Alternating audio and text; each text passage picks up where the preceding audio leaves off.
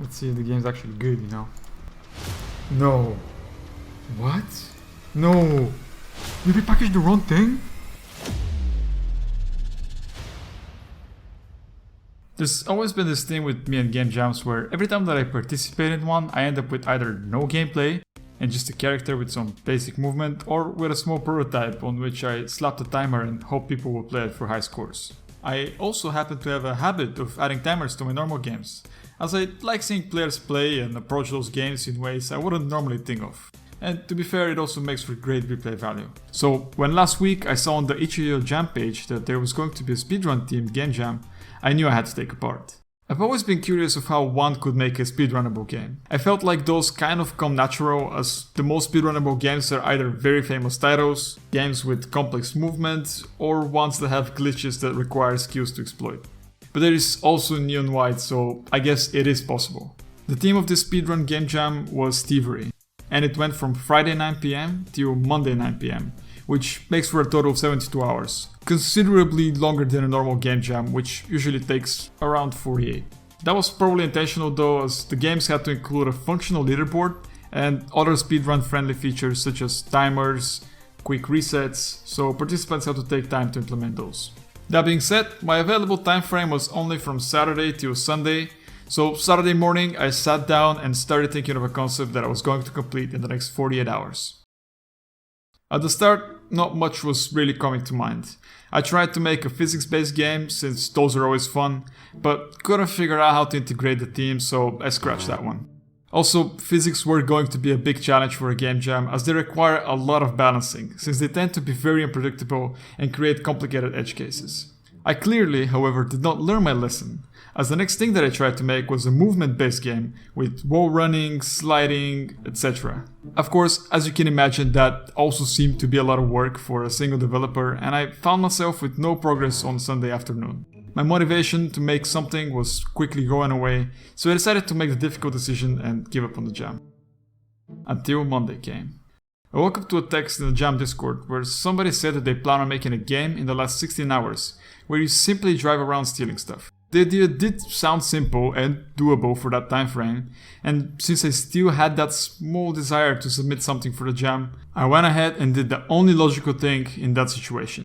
In the true spirit of thievery, I decided to steal that idea and make it my submission. To add to that, since it was a speedrun game jam after all, I decided to make the game in only 2 hours, combining both the theme and the idea of the jam. Since I got a job on the weekdays and the deadline was at 9, I technically only had the window of opportunity between 7 and 9 on Monday after work. And so, at 7 PM, I sat down on my computer exactly 2 hours before the deadline, ready to do the impossible. I started off by making an Unreal Engine project with the built-in vehicle template. The template had an already functional vehicle, which in the grand scheme of things would spare me a ton of time. All I planned on changing here was the vehicle balancing to fix that horrible built-in movement and steering, but for now the base version was enough. Making custom assets in this time frame was also simply unrealistic if I wanted to have a game at the end, so I added a low poly asset pack that will take care of all the needed 3D models for the game, like houses, roads, and some props. Next up, I looked up online on how to implement a leaderboard for my game, as that was the only aspect that I had no experience with. It turned out being extremely easy. I just only had to add the plugin, hook up all the variables, and done. It was fully functional.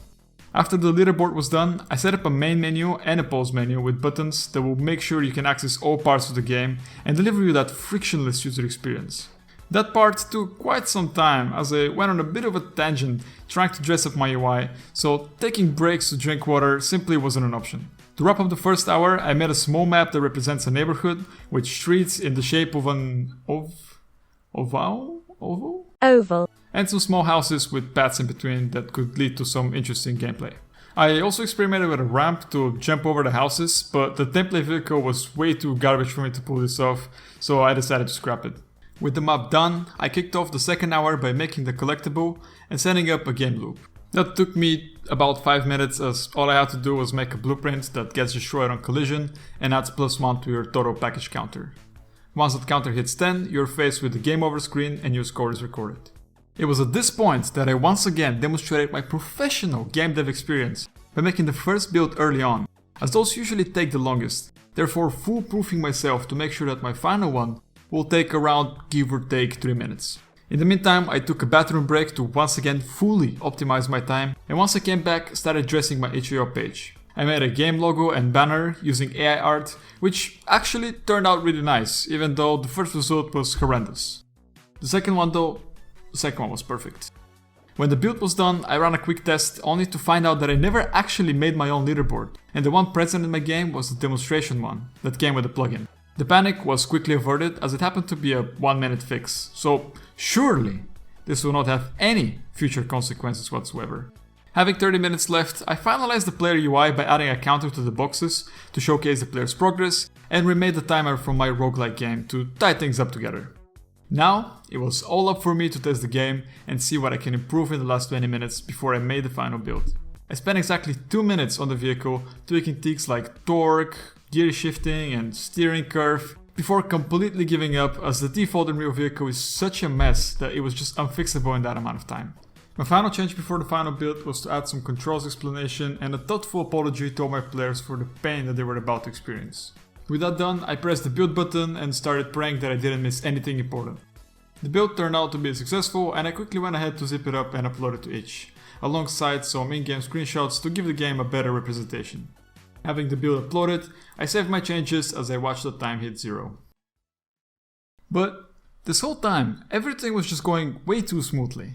I didn't have any build errors or compile errors, and yes, the game is very simple, so that should be expected, but it's a game jam. Something has to go wrong, and it did.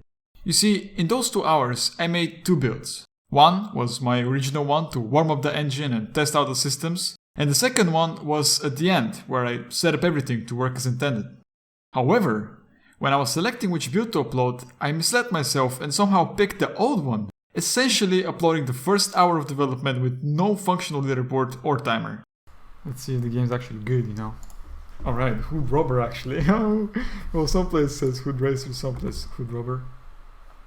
No. What? No. Did I package the wrong thing? I did, didn't I? I hinted. Thankfully though, the admins unlocked the page for me and allowed me to replace my build with the final one. So, huge shout out to them.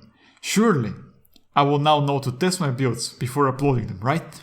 Well, turned out that I forgot to set the number of packages needed to 10, so you can complete the game with just one, completely ruining the point of the game.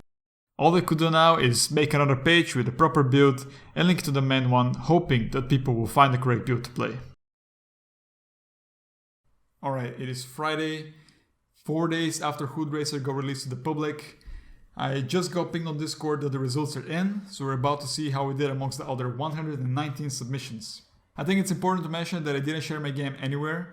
I only played it a bit with my friends and we were all racing for like the best time, best strategy. It was quite fun. Here's the current leaderboard. My best time is 37 seconds. My friend got 36. I just couldn't. But I mean, if you guys want to give it a try, I'll leave a link in the description. But that is not important. Let's see how Hood Racer did in this tough, fearsome competition. Alright, here is the page of the game. Let's see how the submission did. Okay. Theme 93. That's pretty good. I mean, it kind of makes sense. The game is literally called Hood Racer. It kind of plays around the whole stealing and speedrun thing. So, I mean, I guess that makes sense. Aesthetics 111. I only really used bot assets, so I guess good job to Cinti. People graded it 111. Makes sense if they're no custom that I'll get like such a bad score. Overall 113, fair enough. Gameplay 114, I mean Unreal Vehicle, we all know how that went. Sound 115. Sound is an interesting one. I don't have any sounds in my game, so I don't know how I'm not last. I guess the other 4 people must have like static noise playing the whole time. Otherwise I just can't explain it. There's also rating distribution. 5 stars, 0%. 4 stars, I'm guessing this is just a 1 person. 3 star and 2 stars, like 2 people. And then majority is 1 star. I'm guessing those people got confused. They probably thought that was like for first place. That's fine though, I forgive him. Just that next time if you're one of them, please vote for the 5-star one. Thank you. And that's it. That's how I made a horrible game in 2 hours. As I said, if you guys want to give it a try, I'll leave a link in the description. And in the background you can see the path me and my friends found to be the most optimal to get the best time. That's how we got that 36 seconds run. I'm also currently working on a new devlog for my roguelike game, and I'm thinking of sticking to this upload schedule of 2 devlogs, then a random game dev video, and then 2 devlogs after, so on and so forth, as I really like trying new things and making these small games. So if you want to see more, make sure to subscribe, and I'll see you in the next one.